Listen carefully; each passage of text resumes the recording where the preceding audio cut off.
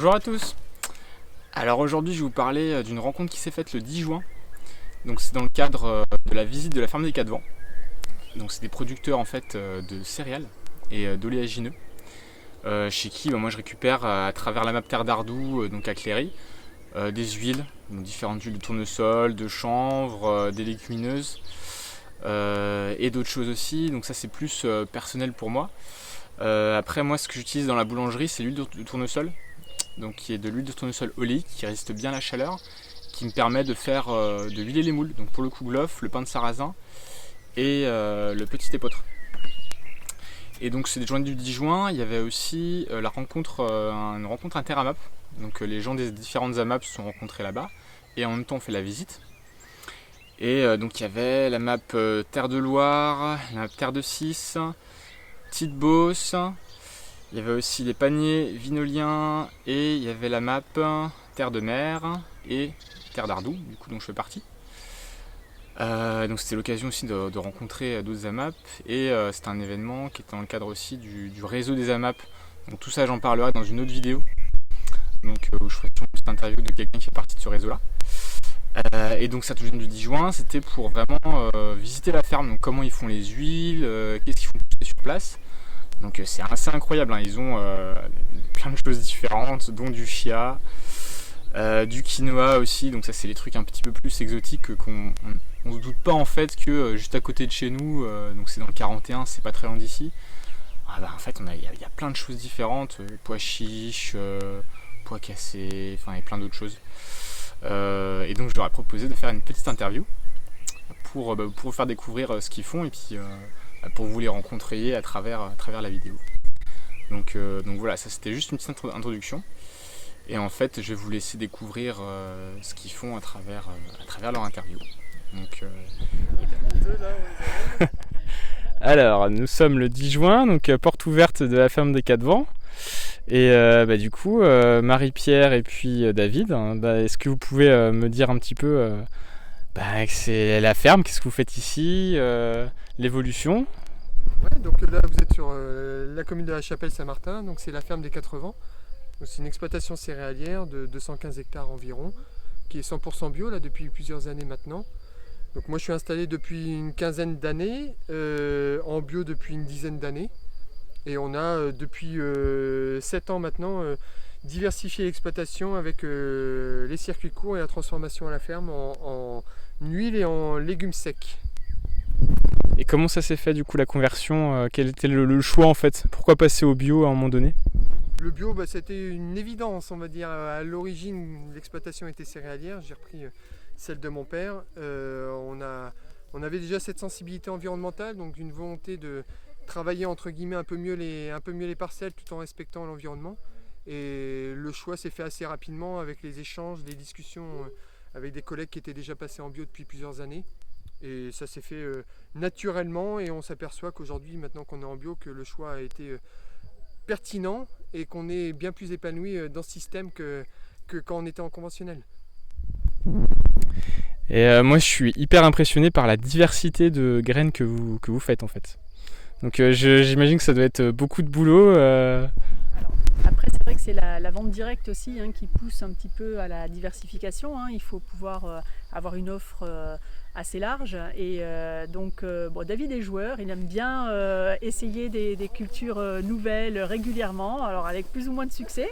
Oui, c'est vrai. Mais voilà, ça reste un petit challenge et puis c'est sympa quand on arrive à développer des cultures comme le pois chiche où on a été un des premiers à faire ça sur le département. Donc voilà, c'est le... Il y a la réflexion agronomique, la réflexion commerciale. Et puis voilà, on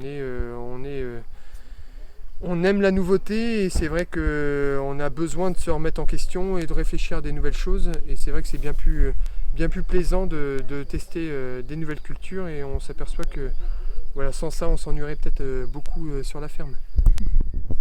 Et du coup vous avez du chia. Ouais. Donc entre autres, donc ça c'est un peu les choses un peu exotiques que vous arrivez à faire pousser, du quinoa aussi. Ouais. Vas-y, dis-moi du coup les différentes. On est une exploitation céréalière traditionnelle pour le secteur, à savoir qu'on fait du blé, du seigle, on fait du colza.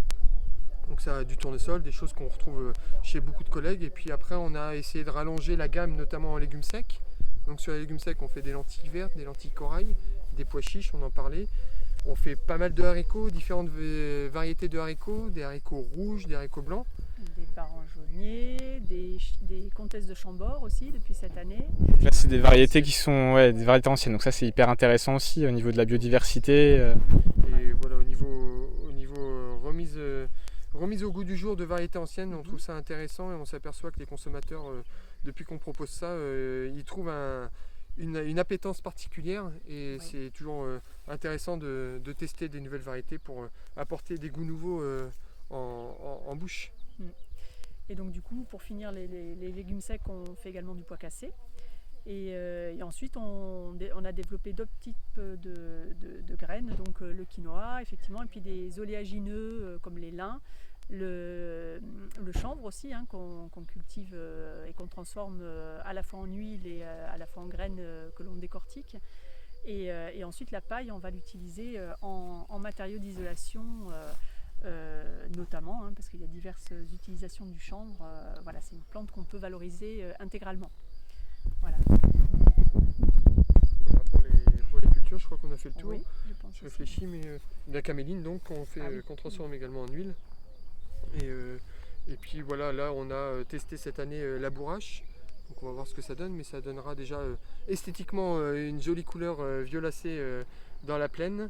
Et puis on verra les années à venir, mais voilà, on a essayé comme je le disais tout à l'heure, de se remettre en question et de réfléchir et de se surprendre même nous-mêmes en testant des nouvelles choses. Moi je vous trouve vachement épanoui du coup dans ce que vous faites. C'est quoi votre secret pour trouver un équilibre dans tout ce travail Alors du coup oui, ça amène énormément de travail, mais honnêtement, enfin je sais pas, si on le fait, c'est que on a besoin de ça pour être heureux dans notre démarche professionnelle et pour avoir un métier qui a du sens, qui apporte du sens pour nous, mais également pour le territoire et pour le consommateur. Tout ce qu'on a cité, les cultures qu'on a citées, on considère que ça a un intérêt pour le régime alimentaire, notamment en protéines végétales, en apport en oméga 3, etc. On ne fait pas des cultures pour... Oui, on essaye de développer des cultures qui ont un intérêt alimentaire et nutritionnel, voilà, pour peut-être une alimentation un petit peu alternative à la viande, hein, voilà, développer ces protéines-là. Et puis parce qu'elles sont méconnues aussi, c'est vrai que les légumineuses notamment, voilà, on les a oubliées alors qu'elles ont des vertus très intéressantes et puis elles sont savoureuses quand on prend le temps de les cuisiner un petit peu, même sans faire de la grande cuisine, hein, elles méritent vraiment d'être redécouvertes.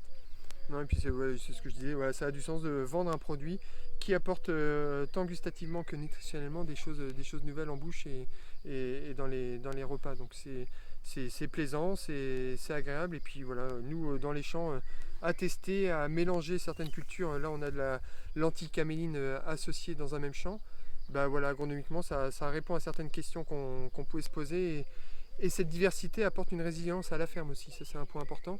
Par rapport aux aléas climatiques, par rapport aux aléas économiques, on est sûr, en ayant ces vingtaines d'espèces chaque année, à avoir un lissage du résultat et une culture à récolter, enfin des cultures à récolter malgré les aléas climatiques qu'on peut avoir d'une année sur l'autre. C'est vachement important parce qu'il y a une histoire de résilience, c'est le terme de souveraineté alimentaire, quoi, de dire ok, vous allez toujours avoir de quoi nourrir les gens, et ça c'est vachement important sur le long terme pour le futur. Exactement.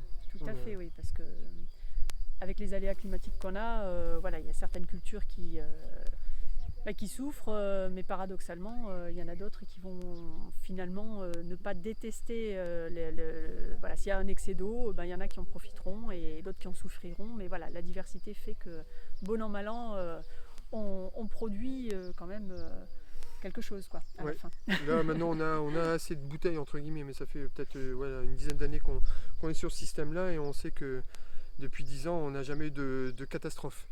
Alors que j'ai des collègues qui sont pas sur de la monoculture, mais sur des cultures, sur des systèmes bien plus simplifiés, où ils vont avoir des très bonnes années certaines années, mais à d'autres fois où ça va être catastrophique. Donc c'est plus à risque, à mes yeux en tout cas, par rapport à notre système et on est plus serein, alors je vais le dire comme ça, mais on est plus serein sur l'avenir.